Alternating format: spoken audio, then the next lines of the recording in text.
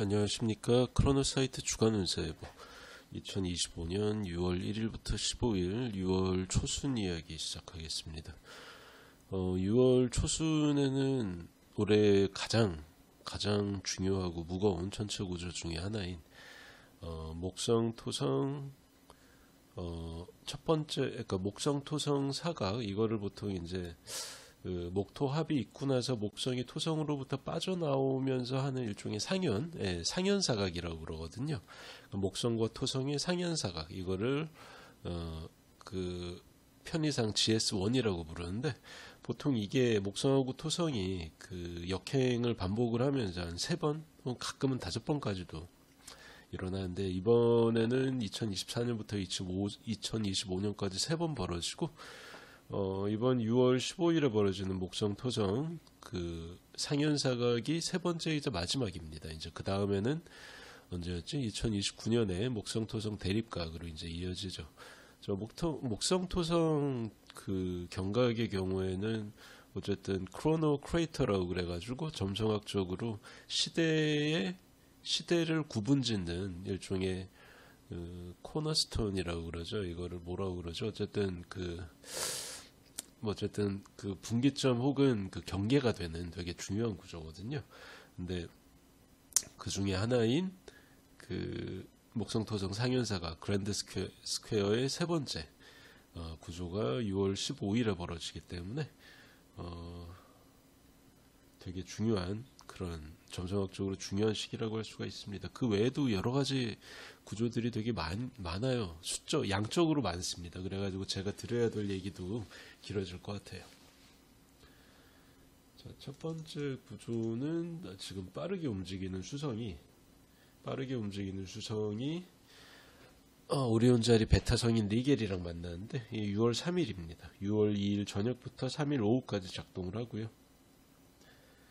이때는 그 수성 리겔 자체가 좀 이과적인 별입니다. 이과 혹은 군사가 되게 어떻게 보면 전통적으로 남성적이라 여겨지는 것들에 조금 가까운 별이 여성적인 별은 아니거든요.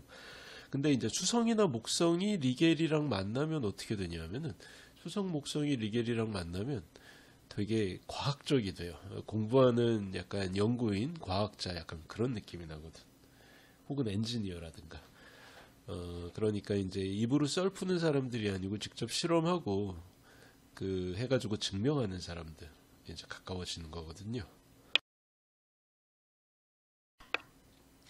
근데 이제 수성 리겔 조합이 그 6월 3일 벌어지다 보니까 아마도 이때는 사실관계에 좀 더 진심인 사람들, 사실관계를 좀 더 효율적으로 확실하게 증명하는 쪽이 아무래도 어떤 상황에서도 우위에 설 것 같고요. 그리고 이제 또 보통은 사람은 그 제가 몇 번 이제 그 주간 운세보에서 언급했던 얘기인데 사람의 뇌가 신피질로 전두엽하고 전전두엽이 발달하고 있긴 하지만 아직까지는 구피질, 백질이랑 저기 있는 이제 측두엽 쪽의 비중이 더 큽니다. 전전두엽이 측두엽보다 영향력이 큰 사람은 진화학적으로 아직 많이 없어요. 그래서 무슨 얘기냐? 사람은 감정, 충동, 본능 이런 데 좀 더 많이 좌우가 되지. 순수한 이성이나 합리로 움직이는 사람들은 거의 없어요. 아직 호모사피엔스의 진화가 거기까지 안 갔습니다. 그래서 어떤 상황에서나 그 이성적으로 설득하는 것보다 감성에 호소하는 전략이 대부분은 잘 먹히는데 이때는 하필이면 그 이성적이고 합리적인 수성이 되게 이제 과학적 마인드를 가진 리겔이랑 만나기 때문에 이게 좀 그게 아니게 돼요. 감성이 호소하는 전략이 되게 거짓말처럼 폭망할 가능성이 높습니다. 보통은 이게 더 잘 통하는데 제가 이런 식으로 얘기한 이유는 하필이면 이날 대한민국에 조기 대선이 있기 때문에 이걸 얘기를 안 할 수가 없어요. 근데 하필이면 이날 수성하고 리겔이 만나네요. 그래서 리겔 자체가 지금 쌍자궁에 있죠. 쌍자궁에 있는데 그 도머사일 디스포지터인 수성이 만나니까 얼마나 얘네의 그 힘이 몰리겠어요. 그죠? 제가 그 카페나 블로그에서 다른 게시물로도 말씀드리긴 했지만 이번 대선에서 이기는 사람은 그 그 네이탈 차트상으로 수성이 뚜렷하게 수성의 주인공인 차트의 소유자가 이길 수밖에 없어요. 모든 어떤 먼데인의 모든 지표가 그쪽으로 향하고 있습니다. 근데 안타깝게도 그 뭐 우리나라 그 70년대 이전에 태어난 사람들은 생일하고 생시 그러니까 불분명하기 때문에 이거를 검증할 만한 그러니까 사전 스크리닝 할 만한 객관적인 데이터가 없어요. 이게 좀 아쉽고요. 심지어 지금 그 이재명 대표 같은 경우에는 생일조차 불분명하기 때문에 더더욱 차트를 구성할 수가 없습니다. 그래서 이건 딱 보면 수성 타입의 사람이 당선되는 그런 운인데 이게 다들 네이탈 차트를 알 수가 없으니까 이걸 확인할 수가 없어서 조금 아쉽습니다. 예. 자, 그리고 6월 4일부터 7일까지 수성이 빨리 움직이면서 항성의 밭이라고 하죠. 그 쌍자궁 20도에서 25도 사이를 아주 빠르게 지나갑니다. 4일부터 7일까지 수성이 항성의 밭을 지나고요. 4일 밤부터 7일 새벽까지 유효하다고 볼 수가 있습니다. 자, 이때는 정신없음이 키워드죠. 하루의 정반대 역할을 번갈아 가면서 정신없이 처리를 해야 돼요. 하루에도. 그러니까 아침에는 판매자 입장이 됐다가 낮에는 구매자 입장이 됐다가 밤에는 또 판매자 입장이 돼야 되는 그때 모드를 달리해서 효율적으로 대처해야 되기 때문에 본인도 되게 혼란스러울 수 있는 상황이고요. 그리고 이게 또 항성이잖아요. 항성은 비일상성, 비상식성, 상식과 일상에서 벗어난 무언가를 지표하기 때문에 똑같은 루틴을 처리를 해도 꼭 뭐 하나는 꼭 평소하고 완전히 다른 변수가 있기 때문에 이 하나의 작은 차이 때문에 평소와 결과가 달라질 수가 있습니다. 그래서 그런 부분을 이제 주안점을 두고 잊지 않으면 자기도 모르게 실수할 수 있겠죠. 자, 그리고 다음 날에 목성은 움직이면서 베텔게우스, 우리 그 흔들흔들하고 있는 베텔게우스랑 만나. 언제 터질지 모르거든 얘가. 정확히 말하면 이미 터졌을 수도 있어요. 이미 터졌는데 그 빛이 우리 지구까지 도달하는데 너무나 오랜 시간이 걸리는 거죠. 그래서 베텔게우스는 앞으로 한 1000년, 2000년 안에는 또 모르지. 오차 범위가 천문학은 너무 크니까. 그래도 아마 우리가 알고 있는 1등성 중에서는 가장 먼저 소멸하지 않을까 라고 알려져 있습니다. 그래서 베텔게우스가 좀 흔들흔들하고 있는데 그럼에도 불구하고 항성이라는 게 과거의 빛이잖아요. 과거의 빛이지만 여전히 그 빛이 우리한테 작용하는 건 현재입니다. 엄청난 광년의 차이가 있어도. 그래서 여전히 베텔게우스는 1등성 맞고요. 길성에 좀 더 가까운 별입니다. 자, 목성하고 베텔게우스가 만나는데 6월 3일부터 8일까지 작동을 하고요. 자, 해외하고 무역에 관련된 중요한 거래가 있을 수가 있어요. 외국에 관련된 거지. 그러니까 우리나라 그 나와 바리 내에서 벌어지는 게 아니고 나와 내가 연고가 없는 다른 나라와 교통하는 그런 종류의 일이 벌어질 수가 있습니다. 그래서 그런 데에서 중요한 거래나 매매, 계약, 협약 이런 것들이 벌어질 수가 있고요. 그리고 또 되게 이건 좀 가망없지 않냐, 잘 안 될 것 같다고 나도 그렇고 주변 사람들도 생각했던 투자에서 수익이 꽤 발생해서 약간 놀라는, 좋은 쪽으로 놀라는 그런 일도 벌어질 수 있습니다. 그리고 베텔게우스라는 별이 약간 귀족 엘리트를 상징을 하면서 되게 근엄하고 진지하고 엄격한 그런 느낌이 있어요. 되게 약간 19세기 빅토리아 시대의 영국 귀족들처럼 약간 그 위선적이면서도 되게 있어 보이는 그런 어떤 이미지를 담당을 합니다.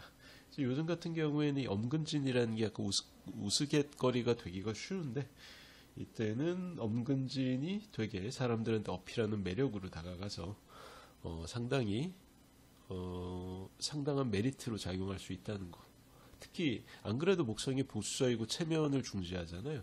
근데 그게 엄근진의 상징인 베텔게우스랑 만나니까 더더욱 그 진지해지는 거죠. 자, 이틀 후에 금성이 움직이면서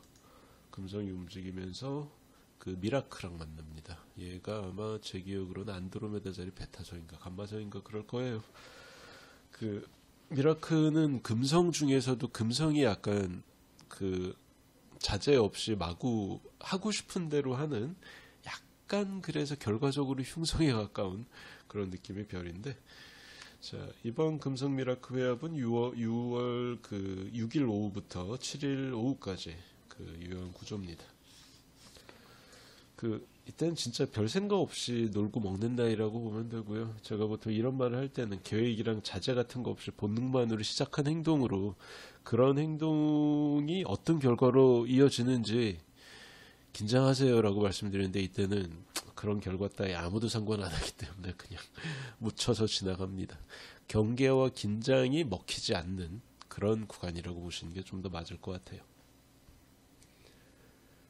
자 그리고 수성이 지금 목성을 아주 빠른 속도로 따라오고 있거든요. 6월 9일에는 수성이 목성이 며칠 전에 만났던 베텔게우스랑 만납니다. 6월 8일 오후부터 9일 새벽까지 작동을 합니다. 자, 수성 베텔게우스는 목성보다 좀 더 과학자에 가까워요. 자, 요즘 세상에 필요한 게 이과밖에 없다. 돈을 만드는 건 이과밖에 없다. 문과 쓸모없다. 이런 약간 극단적인 이야기들의 증거가 속속들이 드러날 수 있습니다. 그러니까 이과의 전성시대랄까. 제가 말하는 게 시대를 말하는 게 아니고 이 한 하루 사이를 의미하는 건데 이때 그 이과가 왜 세상에 쓸모가 있는지 증명하는 여러 가지 일화들이 나타날 수 있고요. 그리고 또 베텔게우스는 엄근진의 별이라고 그랬잖아요. 아무리 경기가 안 좋고 세상이 힘들어도 수성하고 베텔게우스가 만나면 그러면 어떻게 돼요? 남들이 뭐라고 해도 자기가 호기심을 가진 부분을 꾸준하게 연구하는 흔들리지 않는 어떤 이미지에 가깝거든. 그러니까 성실하고 똑똑한 사람이 아무리 외부 변수가 있어도 결국에는 시간이 지나면 성공한다. 라는 교훈이 또 증거처럼 이때 많이 나타날 수가 있습니다.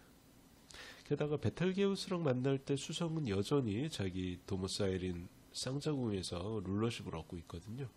이만큼 좋은 경우가 또 있겠어요. 자 그리고 바로 같은 날 수성은 베텔게우스를 스쳐 지나면서 목성이랑 회합을 맺어요. 그러니까 사실상 수성, 목성, 베텔게우스가 6월 9일에 3자 회합을 한다고 보시면 됩니다. 자 수성, 목성 회합은 6월 7일부터 10일까지 작동을 하고요.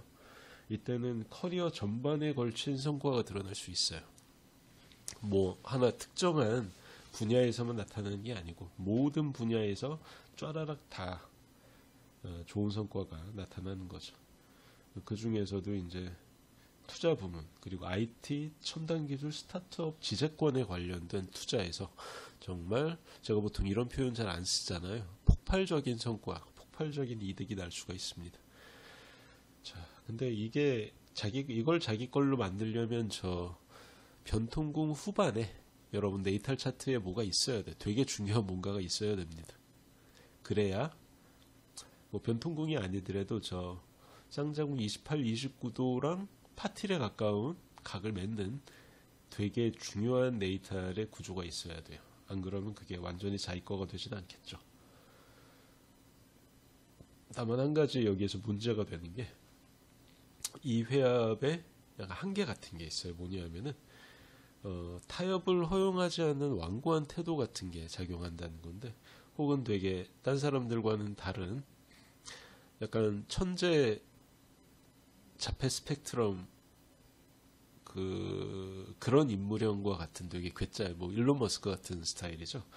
그래서 되게 괴짜고 어떤 일을 할지 알 수가 없고 가끔 그 주변 사람들 눈치를 보지 않고 행동하기 때문에 민폐까지 끼치는 그런 종류의 어떤 마인드가 동전의 양면처럼 작용을 해서 어떤 사람들한테는 마케팅이나 세일즈 포인트가 되기도 하지만 그것 때문에 기분이 상한 감정이 상하거나 약간 저 사람은 예측 불가능한 사람이구나 멀리 해야지 이렇게 안전주의자들도 있을 거 아니에요.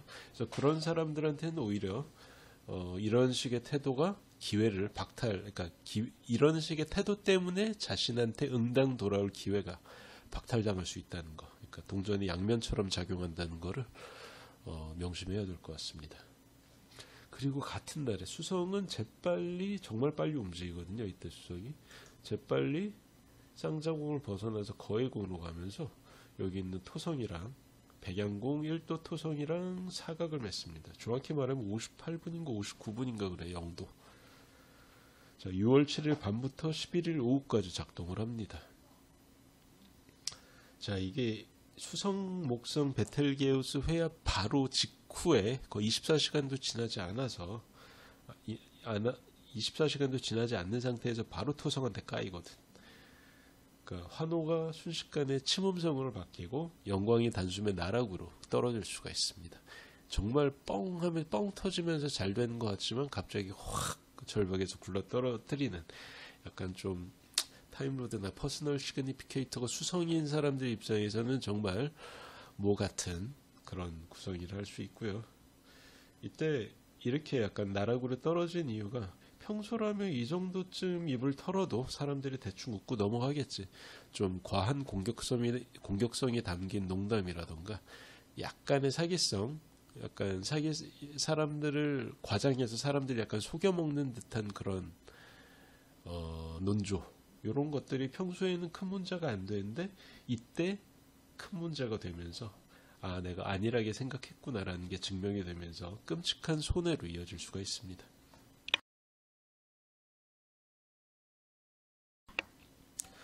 그래서 어떻게 보면 수성 입장에서는 자기 행위에 비해서 좀 처벌이 가혹하다 느낄 수가 있는데, 거꾸로 얘기하면 이런 식의 가혹한 결과 때문에 더는 이렇게 약간 말장난 같은 걸 하면 안 되겠구나, 말을 함부로 하면 안 되겠구나, 약속을 함부로 하면 안 되겠구나, 이런 어떤 풍조가 퍼져가지고 사람들한테 경계를 줄 수가 있어요.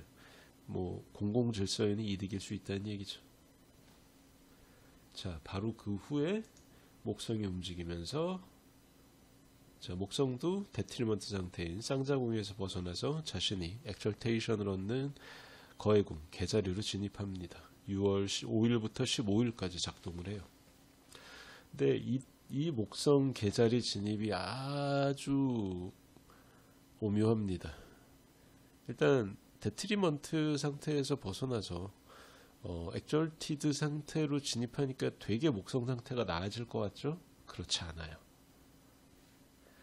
약간 양가 감정적인 되게 모순적인 일들이 동시에 벌어지고 손익이 같이 발생하고 기륭이 같이 발생하는 목성 타임로드인 분들한테는 그렇게 체감될 수가 있습니다.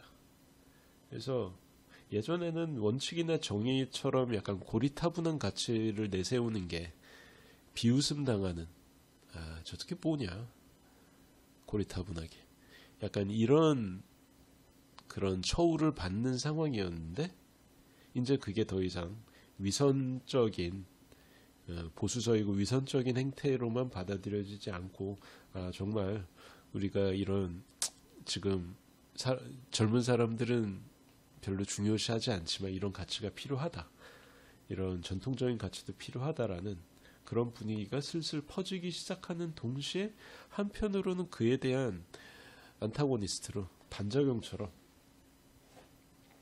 근데 그게 그러니까 어설프게 공정함을 논하는 것보다 그 내 사람을 확실히 편들어주는 게 남는 일이다라는 그런 인식이 퍼져나갈 수 있어요.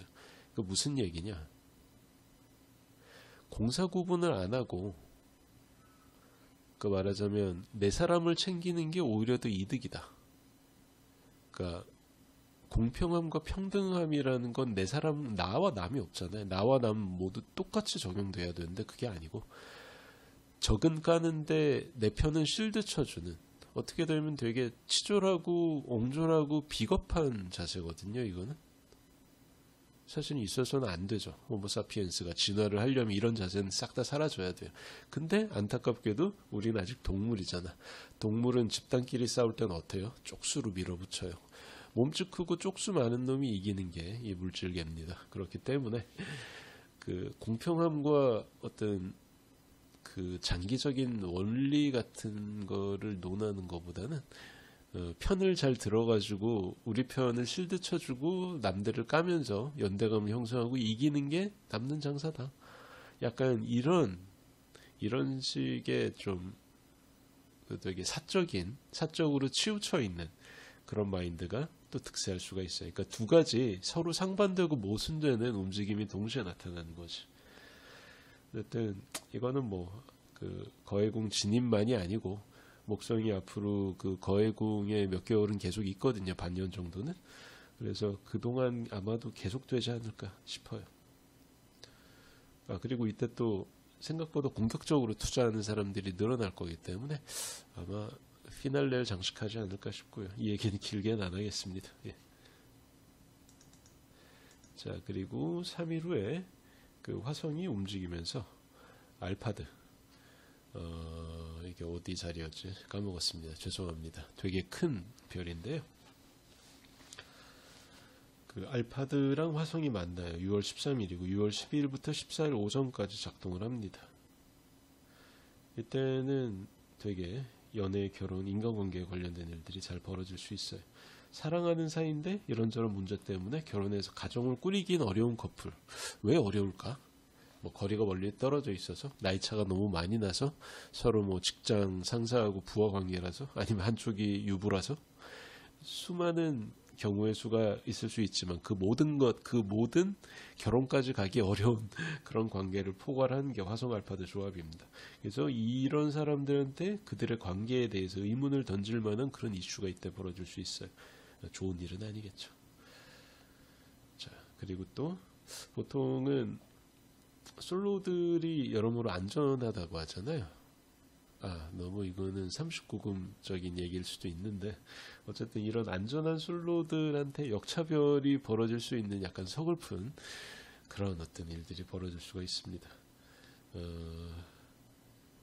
화성 알파드는 약간 자기 감정에 취해가지고 자기 일에 몰입하는 그런 경향이 있기 때문에 주변 사람들이 그때 주변에 잘 안 보이거든요. 그래가지고 약간 솔로인 사람들, 이렇게 얘기하면 욕먹을 것 같긴 한데, 인셀이라고 하죠. 인셀. 이게 뭐였더라? 인볼룬터릴리 셀리버시라고 그러죠.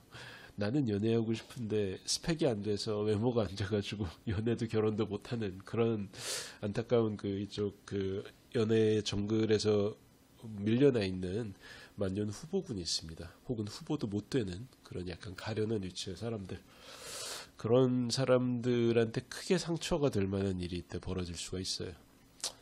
어쩌겠습니까? 화성 알파드가 좀 그래요. 그리고 화성 알파드의 약간 좀 더 현실적인 의미가 뭐냐면 유산입니다. 유산.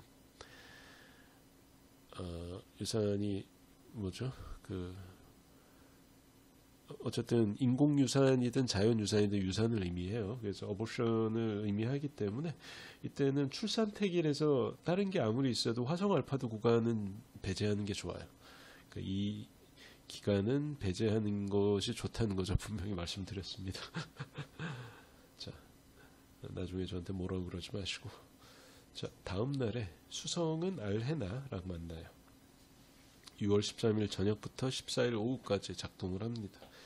자, 수성 아레나 조합은 약간 생각보다 즐거울 것 같지만 고민을 던져주는 그런 조합이에요. 그러니까 아마추어랑 프로의 경계에서 고민하는 수많은 사람들이 있는데, 이게 정말 돈이 될까라는 거죠. 그러니까 취미를 부업으로 연결해 보려고 다각적인 시도가 들어갈 수 있어요. 내가 이걸 정말 좋아하고 오랫동안 해왔는데 이게 정말 돈이 되지 않을까? 안 되면 어쩌지? 이제 약간 그런 갈등이나 시도 차이가 벌어질 수 있습니다. 그러니까 예전에는 돈이 안 되던 것들이었는데 어느새 잔돈이 이런 걸 가지고 잔돈을 만들어내는 사람들이 주변에 보이기 때문에 그럼 나도? 설마 나도?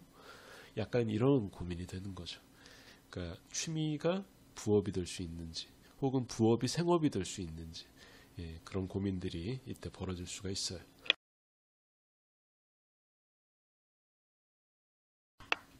자, 그리고 같은 날에 금성은 양자리 알파성인 하말이랑 만납니다. 자, 금성 하말 조합이 좋아 보이지만 여전히 하말 자체가 되게 불끈불끈하는 별이기 때문에 되게 안쪽에서 눈에 보이지 않게 터블런트한 그런 사건들이 벌어질 수 있어요. 그러니까 부모의 지원을 못 받는 예체능 종사자의 슬픔 같은 거거든요. 예체능이라는 게 뭡니까? 재능만으로. 재능이 가장 중요한 건데 이거를 하려면 재능이 가장 중요한 부분이기 때문에 이건 노력으로 잘 안 돼. 그래서 그 결과로 관계자 1000명 중에 제대로 영예를 안고 가는 사람은 1000명 중에 3명 정도고, 그리고 제대로 된 돈벌이라도 하려면 1000명 중에 50등 안엔 들어야 돼. 나머지 950등은 아무것도 안 됩니다.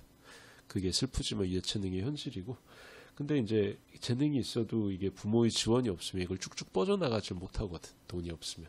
그래서 약간 재능은 있고 될 것 같은데 백업이 없어가지고 도중에 주저앉는 사람들의 어떤 그런 애환 같은 게 이때 나타날 수가 있고요. 그래서 비슷하게 밖에서는 나름 한가락하는 사람인데 집안에서는 유독 조용하고 음울해진다. 왜? 아무리 말해봤자 이게 뭐 통하지가 않으니까 그냥 외면하게 되는 거죠. 그러니까 겉에서는 쾌활하고 잘 나가고 유능한 것처럼 보이지만 집안에서는 유독 별로 집안에 애착도 없고 가족들이랑 사이도 별로 좋지 않은 어떤 그런 면모가 이때 나타날 수가 있습니다. 그리고 하루 후에 이제 진짜 큰 놈들이 나타나요. 화성이 천왕성이랑 사각을 맺습니다. 28도 금우궁 사자궁 28도 후반에서. 자, 6월 10일 오후부터 18일까지 작동을 하고요. 이때는 약간 뭐 둘 다 외행성이다 보니까 좀 집단에 관련된 일에서 영향이 있을 수가 있습니다. 그러니까 경영진이 되게 뜬구름 잡는 태도를 보여서 뜬구름 잡고 느긋하고 뭐 대충 잘 되지 않겠냐?